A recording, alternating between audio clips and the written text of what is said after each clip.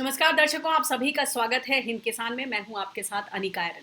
आज world nature conservation day है, प्रकृति संरक्षण दिवस। और ऐसे में कुछ ऐसी महत्वपूर्ण कहानियां हैं जो आप तक पहुंचानी हैं, जिसमें अगर हम बात करें तो मध्य प्रदेश में बुंदेलखंड इलाके में बक्सवाहा जंगल, यहाँ पर माइनिंग के एक बड़े प्रोजेक्ट के लिए यहाँ के जो ग्रामीण हैं उनको विस्थापन की बातें हो रही हैं, उनसे ज़मीन लेने की बात हो रही है। और सबसे बड़ी बात यह है कि कुछ 2.25 लाख पेड़ गिराए जाने हैं।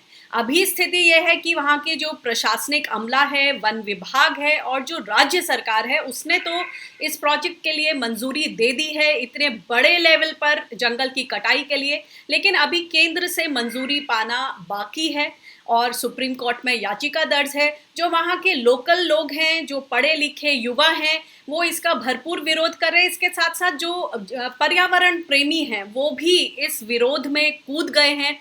आइए समझते हैं कि आज जो विश्व प्रकृति दिवस पर हम पूरे सोशल मीडिया में हम देख रहे हैं, बड़े बड़े नारे हैं, बातें हैं, मगर सही मायनों में नारों के इतर हमें किस तरह की वो नीतियां लानी हैं जो हमारे देश में जल जंगल और ज़मीन की लड़ाई है, उसको कहीं ना कहीं एक विकास और जल जंगल ज़मीन का जो संरक्षण है उनके बीच में एक तालमेल, एक सामंजस्य बैठा सके। इसी पर बातचीत करने के लिए हमारे साथ हैं आशिक मंसूरी जी, जो कि एक्टिविस्ट हैं। सेव बुकसावा जो पूरा कैंपेन है उसका नेतृत्व कर रहे हैं। आपका बहुत बहुत स्वागत है आशिक मंसूरी जी इस चर्चा में। बहुत बहुत धन्यवाद मैम। सबसे पहले मेरा यही सवाल कि हीरा या हरियाली क्या चाहिए, जो वहाँ के लोकल हैं उनका क्या कहना है, क्यों आप लोग विरोध प्रदर्शन कर रहे हैं? और ये एक बहुत बड़ी तादाद है, 2.25 लाख पेड़ गिराए जाने, और ऐसे समय में जब हम पूरा देश विदेश कोरोना जैसी महामारी को झेल रहा है, ऑक्सीजन की कमी से किस तरह से लोगों ने दम तोड़ा है ये हम सब ने देखा है। तो आप लोग इसको किस तरह से देख रहे हैं? सबसे पहले मैं अपनी बात को यहाँ से शुरू करना चाहूंगा कि यहाँ मजबूत से मजबूत लोहा टूट जाता है, कि यहाँ मजबूत से मजबूत लोहा टूट जाता है। कई झूठे इकट्ठे हो तो सच्चा टूट जाता है। और मैं आपको बता दूं कि मैं केवल बक्सहा जंगल, जो बक्सा फॉरेस्ट के नाम से जो मुहिम चलाई जा रही है, इसका मैं केवल लोकल पर जो नेतृत्व कर रहा हूँ, या मेरे साथी हैं और जो मेरे आस पड़ोस के जिले के और पूरे मध्य प्रदेश के लोगों का, चाहे वो ट्विटर हो चाहे वो, सबका भरपूर योगदान मिला है। और जो हम पढ़े लिखे लोग हो, जो मेरे साथी हैं और जो इस मुहिम से जुड़े हुए हैं, उन सभी लोगों के सही पे आज है बक्सा फॉरेस्ट मुहिम अंतर्राष्ट्रीय मुहिम बन चुकी है। और मैं आपको बता दूं कि जो 2,15,875 पेड़ काटे जाने वाले हैं, ये तो केवल सरकारी आंकड़ा है। अगर आप जमीन पर आकर देखें, आप वास्तविक स्थिति पर आकर देखें, केवल वो कागज वाला आंकड़ा है, लेकिन आप वास्तविक जमीन पर जाकर देखिए तो वहां पर करीब इसकी 2 या 3 गुना स्थिति में या 7.5 या 8 लाख पेड़ कटने वाले हैं, जो सरकार ने बताया नहीं है। जी, और जो ये बताएं कि जो यहाँ पर बताया जा रहा है कि हीरा मिलेगा, और एक सबसे बड़ा एक खजाना है हीरे का, कहा जा रहा है कि 3.42 करोड़ कैरेट के हीरे हैं। और इसके लिए जो पूरी जमीन हीरे निकालने के लिए जो चिन्हित की गई है वो है 62.64 हेक्टेयर। और यही नहीं, इसके साथ साथ जो मलबा या उसकी प्रोसेसिंग या उसके लिए जो कंपनी है उसको और ज्यादा जगह चाहिए। उसका जो आंकड़ा मेरे सामने है वो है 382.131 हेक्टेयर। तो ये इतना बड़ा जंगल का जो भाग है वो इस तरफ जाएगा। तो ऐसे में जो नीति निर्धारक हैं उनकी किस तरह की सोच है, क्योंकि जाहिर तौर पर हर जना इसका विरोध करना चाह रहा होगा, मगर ये सवाल तो बनता ही है कि हीरा या हरियाली। बिल्कुल मैं आपकी बात से सहमत हूँ। मैं बताना चाहता हूँ, यहाँ पर बक्सहा में जो वहाँ जंगल है, 3.42 कैरेट हीरा निकला है वहां पर। इसके पहले पन्ना में भी 22 कैरेट हीरा निकला था, जहां पर 12 कैरेट हीरा निकल चुका है। एशिया की सबसे बड़ी खदान जो बक्सहा के जंगलों में हीरा निकाला जाएगा। लेकिन मेरा व्यक्तिगत मानना है, और जो हम लोग विरोध कर रहे हैं, हम लोग इसका विरोध कर रहे हैं कि जो कंपनी आने वाली आदित्य बिरला ग्रुप, जिसकी नीलामी 56,000 करोड़ में राज्य सरकार ने की है, जिसका 42% आप 28,000 करोड़ आप देख ले, तो वहां रॉयल्टी जाने वाली सरकार को। लेकिन मैं पूछना चाहता हूँ, इतना आपको कह रहे विकास की बात है, विकास की बात है, ऐसा कुछ नहीं है।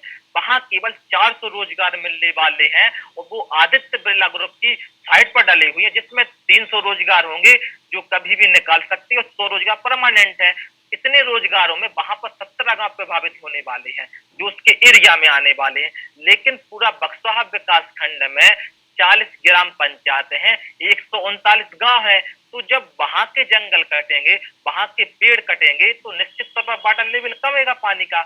और जो अन्य क्षेत्र है, तो क्योंकि हमारा क्षेत्र कृषि पर आधारित क्षेत्र है, तो वो अन्य लोग, जो अन्य गांव के लोग हैं, वो पानी कहाँ से लाएंगे सिंचाई के लिए? बुंदेलखंड क्षेत्र ऐसा क्षेत्र माना जाता है हम, जहां पर पीने के लिए अगर महिलाएं दोपहर में जाती हैं तो शाम को 2 कुप्पा पानी पीने के लिए ला पाती हैं। केवल बुंदेलखंड क्षेत्र का शोषण किया गया है विकास के नाम पर, चाहे वो बुंदेलखंड पैकेज हो, ऐसी कई योजना हो जी केवल। और जो कहा जा रहा है कि यहाँ पर पेड़ लगाएंगे, पेड़ लगाएं, यहाँ पर आप ये अंदाज मानिए कि जो वास्तविक स्थिति है यहाँ पर, जो एक दिन में, अब मैंने बताया आपके लिए कि यहाँ पर बुंदेलखंड क्षेत्र सूखाग्रस्त क्षेत्र है, बरसात नहीं होती। कंपनी के लिए एक दिन में 1 करोड़ 60 लाख लीटर पानी प्रतिदिन खपत होगी। कितना? 1 करोड़ 60 लाख लीटर पानी की खपत होगी। इतना पानी वो कहां से लाएंगे? मैं कंपनी से पूछना चाहता हूँ। अगर वो बांध बनाएगी तो अपने लिए यूज करेंगे, ना कि जनता के लिए देंगे। और 400 रोजगारों में किसी क्षेत्र का विकास होने वाला नहीं है। सरकार केवल अपना लाभ सोच रही है और जो नेता है वो अपना लाभ सोच रहे हैं। आशिक जी, मुझे ये बताएं, आपने जिक्र किया कि यहाँ कृषि के लायक खेती है, तो चूंकि हिंद किसान का फोकस हमेशा खेती किसानी पर भी रहता है, मैं ये समझना चाहूंगी और आपके जरिए दर्शकों को समझाना चाहूंगी कि खेती पर किस तरह का प्रतिकूल प्रभाव पड़ेगा। आपने अपनी बातों में ये बात रखी है कि अंडरग्राउंड वाटर जो है उस पर बेहद असर पड़ेगा, और मैं दर्शकों को बता दूं कि जो पूरी किम्बरलाइट चट्टान है जिससे हीरे निकलेंगे, उसकी प्रोसेसिंग में जो केमिकल्स यूज होंगे और ये सारी चीजें, उससे काफी हद तक का प्रदूषण फैलेगा और जो अंडरग्राउंड वाटर है उसका भी दोहन होगा। तो मैं ये समझना चाहती हूँ कि वहाँ खेती हर जमीन पर आप लोग क्या उपजाते थे, क्या बोते थे, और अब ये जो प्लान आ गया है उसकी वजह से किस तरह से किसानों के सारी योजनाएं धाराशायी हो रही होंगी। जो आदिवासी किसान हैं उनका माइनर फॉरेस्ट प्रोड्यूस, उस पर जो उनका जो अधिकार है उसका किस तरह से हनन होगा। मैं आपको बता दूं, मैं सर्वप्रथम यहाँ पर जंगल कटने वाले जहाँ क्षेत्र के, जैसे सगोरिया है, तेरिया मार है, कसेरा है, हिद्दीपुर है, हरदुगा है, यहाँ का जंगल कटने, यहाँ पर कम से कम आदिवासी लोग रहते हैं। जो आदिवासी मौसमी फसलों पर आधारित होते हैं, जैसे मग्गा है, गुली, चरवा, बेल। ये वो संपदा है प्रकृति की जो कभी समाप्त नहीं होती है और हर साल मौसमी फसलें होती हैं। जैसे केवल 2 माह और तेंदुपत्ता, जिसे हम बिड़ी कहते हैं।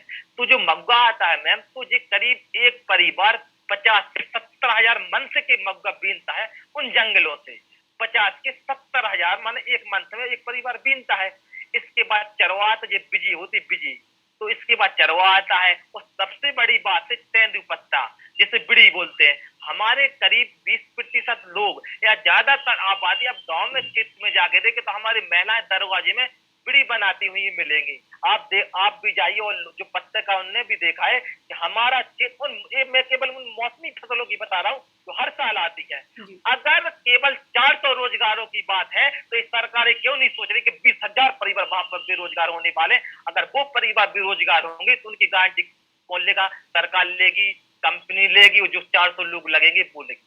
वो 20,000 परिवार बेरोजगार होने वाले उन जंगलों में हर साल में 50 से 70 हजार रुपए कमाते थे। और जो आदित्य बिरला ग्रुप की कंपनी आएगी वो करीब एक व्यक्ति को लगाएगी तो वो 10,000 रुपए प्रति माह देगी, तो साल का होता है 1,20,000 रुपए। तो मेरा आदिवासी परिवार तो कम से कम 2 लाख रुपए की तो मौसमी फसलें कर रहा है। वो उसे एक नौकरी में, और परिवार में केवल एक व्यक्ति के लिए नौकरी लगी। जिस परिवार में 4 सदस्य होंगे वो परिवार वाले क्या करेंगे सर?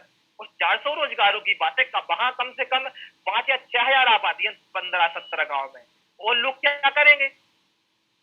और रही बात मैं फसलों की, तो मैं आपको बता दूं कि जो हमारे यहाँ खेती में गेहूं है, चना है, और जो बरसात वाली फल में उड़दा है और तिली है, तो ये तो अभी हो जाएंगे। लेकिन जो सिंचाई पे महत्वपूर्ण, जैसे चना है, गेहूं, तो गेहूं पूरे देश में इसका निर्यात होता है। तो सिंचाई के लिए पानी की आवश्यकता होती है। जब पेड़ कट जाएंगे और खनन होगा तो पेड़ कटने से क्या होता है, जो वृक्ष होते हैं मैम, कि वो पानी को अपनी ओर आकर्षित करते हैं, बरसात को। पेड़ जो वृक्ष होते हैं तो वो इसके बाद और वो अपनी ओर जमीन को समतल और इसका स्तर बनाए देते हैं। और 1200 फुट नीचे जब हीरा निकाला जाएगा वो तो वाटर लेवल पूरा चला जाएगा। तो जो हमारे अन्य क्षेत्र जो लगे हुए उन क्षेत्र जो केवल कृषि पर आधारित है वो गांव, उनका क्या होगा? सरकार उनकी गारंटी लेगी। वैसे ही किसान परेशान है हमारे देश में। जी, ये बात जो आपने सामने रखी है बहुत ही महत्वपूर्ण है। तो पूरी तरह से चाहे वो बात करें कृषि योग्य जो खेत हैं, खेती, और या फिर आदिवासी किसान जो माइनर फॉरेस्ट प्रोड्यूस पर निर्भर रहते हैं, उनकी आजीविका को एक बड़ी ठेस पहुंचने वाली है। तो ऐसे में ये बताएं कि जो अ, आदिवासी किसान हैं, उनकी तरफ से किसी तरह का विरोध सामने आ रहा है क्या? जल जंगल जमीन की अगर बात करें, जो कि बहुत ही मायने रखता है आज के दिन, जब हम बात कर रहे हैं विश्व पर्यावरण संरक्षण दिवस, प्रकृति संरक्षण दिवस की, तो जो इसको संजोने वाले हैं वो तो वही है ना, किसान हैं, आदिवासी किसान हैं, जो जल जंगल जमीन को संजो कर रखते हैं। क्या कहेंगे आप? बिल्कुल, जो जल जंगल जमीन के जो वास्तविक असली मालिक है, जो समाज में उन्हें सम्मान नहीं दिया गया तो वो जंगल की ओर प्रस्थान करे।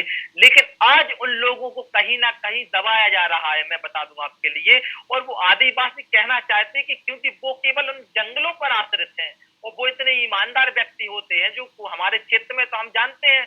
और उन आदिवासी बहुत बड़े, बहुत कम कहा जाए तो कम शिक्षित हैं वो। तो वो जानते हैं कि इन जंगलों से हमें कितना फायदा है, तो वो अपनी आवाज तो उठाना चाहते हैं। लेकिन क्या कर, कहीं ना कहीं किसी दबाव के कारण वो मीडिया के समक्ष आना नहीं चाहते। आप जाइए उनके घरों में पूछिए, उनकी महिलाएं बताएंगी कि इन जंगलों से हमारा परिवार चलता है, इन जंगलों से हमारे जो बच्चे हैं वो उनका पेट भरण पोषण होता है। क्या सरकार उनकी गारंटी लेगी अगर वो बेरोजगार हो जाएंगे? मैं इतना ही पूछना चाह। और सरकार ये कह रही है कि हमारे मुखिया है, जो हमारे प्रदेश के माननीय मुख्यमंत्री जी, उन्होंने कहा कि मैं बक्सा आकर 10 लाख पेड़ लगाऊंगा। तो मैं इतना ही कहना चाहता हूँ, अभी 6 सालों में जो एक सरकारी आंकड़ा आया कि 1.5 साल कमलनाथ जी की सरकार रही, इसके पहले माननीय शिवराज सिंह सरकार थी, तो 6 सालों में 1600 करोड़ के वृक्ष लगाए गए मध्य प्रदेश में। लेकिन जो 1600 करोड़ के जो वृक्ष लगाए गए में सरकार, वो वृक्ष है कहाँ?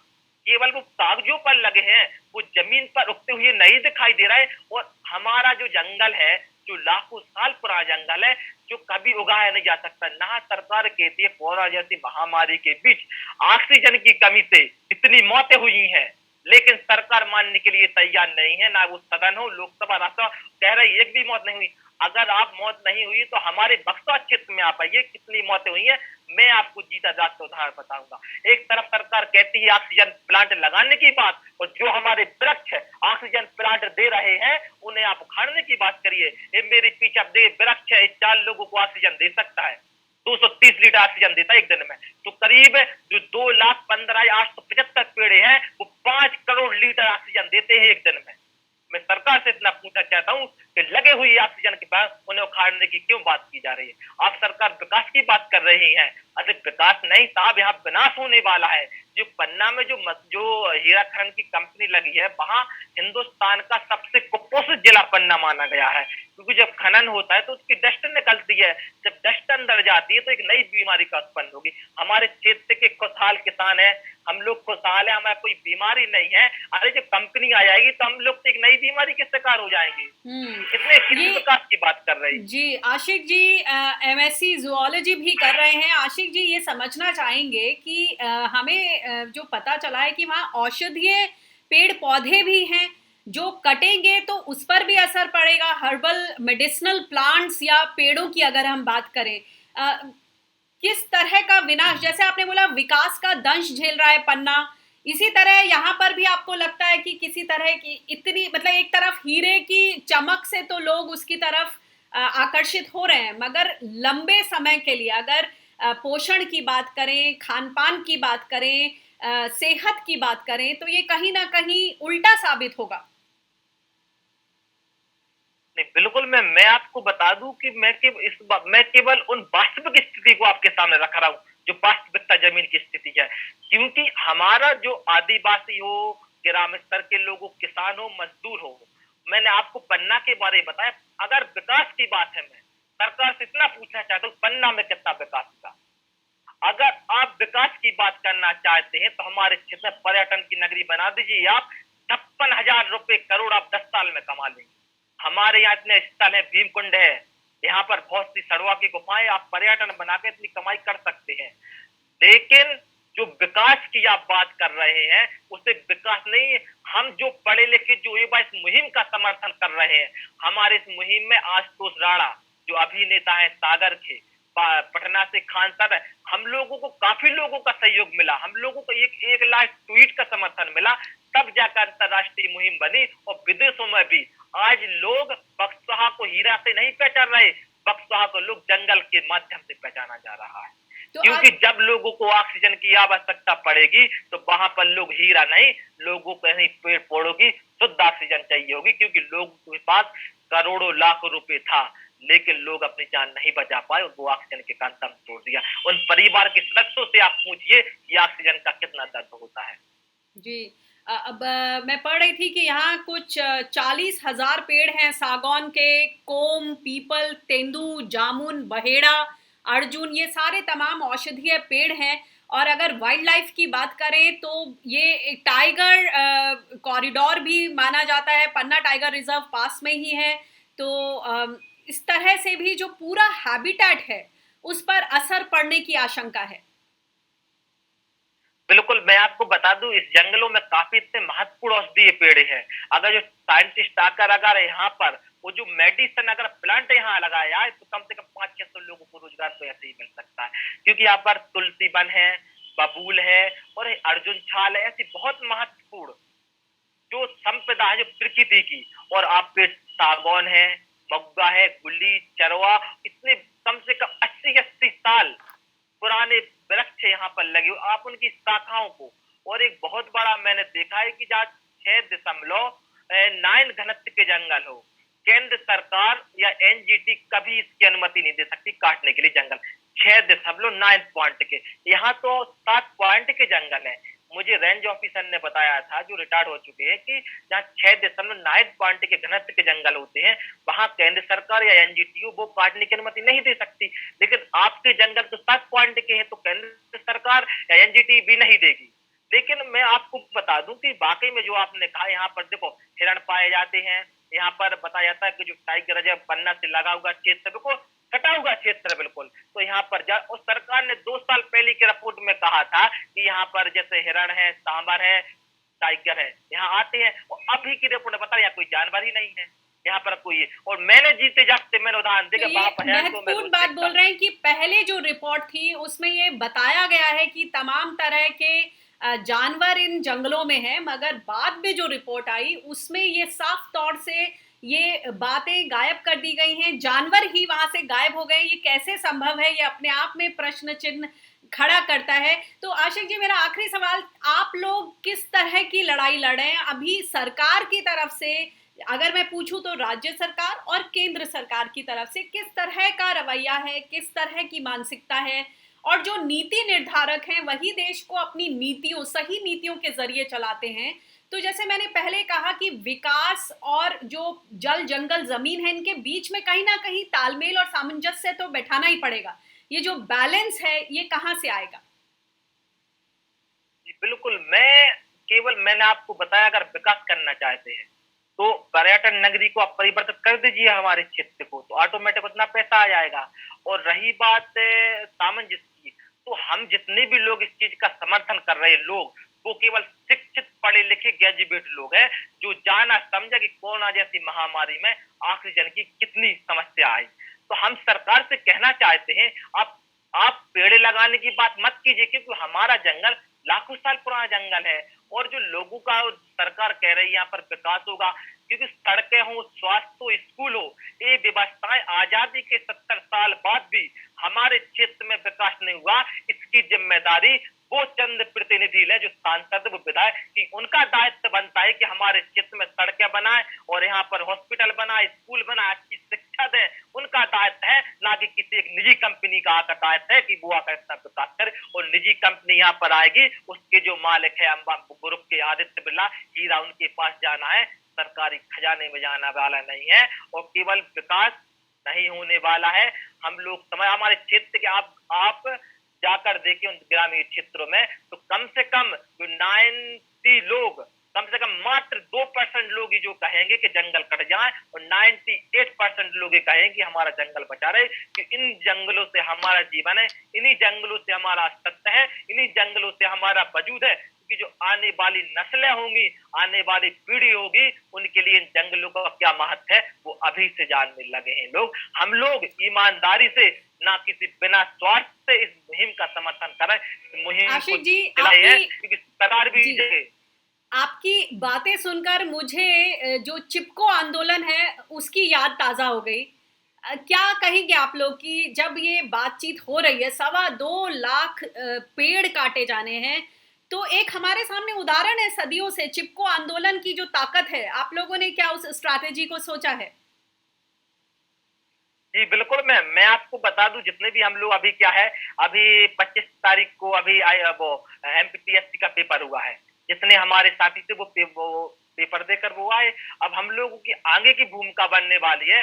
अगर सरकार का यही तानाशाही रवैया रहा तो हमारे लोग और जो जंगलों में जो लोग रहते हैं, हम लोग सामंजस्य बनाकर सड़कों पर उतरने की बात करेंगे। और अभी मैं बता दूं कि यहाँ पर साइकिल यात्रा, पैदल यात्रा जो चल रही है, भीमकुंड से शुरू हो चुकी है, छतरपुर के लिए करीब 50 किलोमीटर का फासला है। और इसके पहले एक हमारे साथी थे जो दमोह से, उन्होंने 60 किलोमीटर की पद यात्रा बक्सवा तक की थी दमोह से। हम जी, आपकी आवाज चली गई है, मुझे लगता है कुछ इंटरनेट कनेक्शन। जी अगर किया जी, हम लोग वहां से 60 किलोमीटर जब पैदल चले तो लोगों ने देखा कि वाकई में, क्योंकि कोई आंदोलन की समय कोई कामयाब केवल जनसंख्या से नहीं होता, कोई भी आंदोलन कामयाब उसकी हौसला उसके उससे होता है कि वाकई में लोग निष्पक्ष तरीके से काम करना मुहिम में चाहते हैं। नहीं, हम लोगों को भरपूर सहयोग मिल रहा है। हमारे क्षेत्र, यहाँ तक कि हमसे विदेशी लोगों को भी सेब बक्सा फॉरेस्ट लिख रहे हैं। वो जानते हैं जंगलों की क्या कीमत है हमारे आने वाले समय।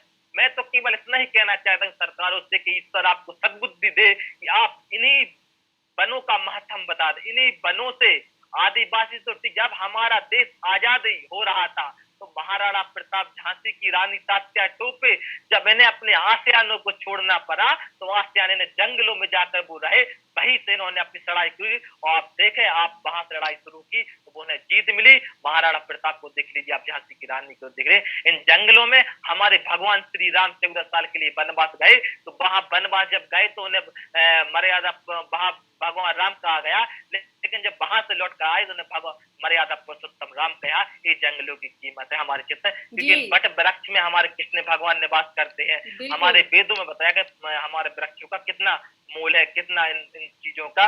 लोग सरकार सोचे समझे कि हम इतना बड़ा विनाश का जरिया ना लें, ना ही इस जंगल को समाप्त करने की बात कहें। बिल्कुल, बहुत बहुत शुक्रिया आशिक जी। आपके जो जज्बा है वो इसी तरह बना रहे, और आपका जज्बा, आप जैसे युवा साथियों और जो भी दर्शक इसको देख रहे हैं, मैं चाहती हूँ कि विश्व प्रकृति संरक्षण दिवस पर इससे बेहतर मैसेज क्या हो सकता है कि जिस तरह के जज्बे के साथ वहाँ बक्सवाहा जंगल को बचाने की मुहिम शुरू हुई है। और जैसे कि आशिक जी ने कहा कि किसी भी आंदोलन या मुहिम में जनसंख्या इतनी मैटर नहीं करती है जितना जज्बा, जितना वो हौसला, वो बेहद ज़रूरी है। तो हम आशा करते हैं कि जो हमारे नीति निर्धारक हैं वो कहीं ना कहीं वो जो फाइन बैलेंस की बात है उसको समझें, अंधाधुंध दौड़ में ना भटके, मगर जो हमारा हीरा या हरियाली, ये जो महत्वपूर्ण प्रश्न है, इसका जवाब दर्शकों को पूरी तरह से मिल गया होगा कि सभी लोग हरियाली चाहते हैं। खासतौर से कोरोना के समय में ये जो नॉक मिली है हमें कि किस तरह से प्रकृति को बचाना है, उसी के साथ हम सबका बचाव भी उसी में निहित है। प्रकृति ने हमें बचाया है और हम सब की ये सामाजिक जिम्मेदारी है कि हम प्रकृति को सहेज कर रखें। जी आशिक जी। बिल्कुल। और जी, हमारे देश के प्रधानमंत्री माननीय नरेंद्र मोदी जी ने पर्यावरण दिवस पर कहा था कि प्रकृति वृक्ष हमारे लिए कितने महत्वपूर्ण है। जब पर्यावरण की बड़ी बैठकें चलती है तो वहाँ यही सॉल्यूशन निकलता है कि हम वृक्ष बचाएं, जंगल बचाएं। तो इतनी बड़ी तादाद में मैं कहना चाहता हूँ माननीय नरेंद्र मोदी, और आपके माध्यम से मैं आपका हृदय से धन्यवाद करता हूँ हमारे सभी साथी कि आपने इस मुहिम को हम लोगों का इतना तवज्जो दिया, हम लोगों को हमारी आवाज को बुलंद करने के लिए आपने अपने चैनल पे मुझे इनवाइट किया। मैं आपका हृदय से, पूरी टीम आपकी आभारी रहेगी। आप हमारी इस आवाज को शासन, प्रशासन और केंद्र सरकार माननीय हमारे देश के प्रधानमंत्री माननीय नरेंद्र मोदी तक पहुंचाने देने का प्रयास करें कि वाकई में आज युवा जाग चुका है। आपका हमेशा आभारी रहेगा क्षेत्र की अगर हमारे बक्सवा के जंगल, क्योंकि इन जंगलों से हमारा जीवन है और जिंदगी के मैम दो उसूल होते जब सरकार बात ना माने या तानाशाही रवैया रहे कि ऐसी वैसी बातों से तो बेहतर है खामोश रहो, कि ऐसी वैसी बातों से तो बेहतर है खामोश रहो, वरना ऐसी बात कहो जो खामोश से अच्छी हो। और जिंदगी का दूसरा उसूल, एक खामोश मिजाजी तुम्हें जीने नहीं देगी, अगर इस दौर में जीना है तो कोहराम मचा दो। युवा शक्ति जाग चुका है, वाकई में अपने हकों की लड़ाई लड़ने के लिए जी। हम लोग सड़कों पर आएंगे और आप सबका सहयोग रहे। धन्यवाद आशिक जी। इसी के साथ मैं इस चर्चा को यहीं समाप्त करती हूँ। अगर आप दर्शकों, आपको अगर इस तरह की न्यूज़, इस तरह के डिस्कशंस, इस तरह की बातचीत और चर्चा दिलचस्प लगती हो, आपको इंटरेस्टिंग लगती हो, तो ज़रूर से मेरा चैनल हिंद किसान उसे सब्सक्राइब करें। ये दोनों ही फेसबुक और यूट्यूब पर मौजूद है और आप इसी तरह आगे आने वाले समय में भी अपने सुझाव भी दे सकते हैं और उनको आप अपने कमेंट्स को कमेंट बॉक्स में लिखें। मुझे दीजिए इजाजत। नमस्कार। जय हिंद।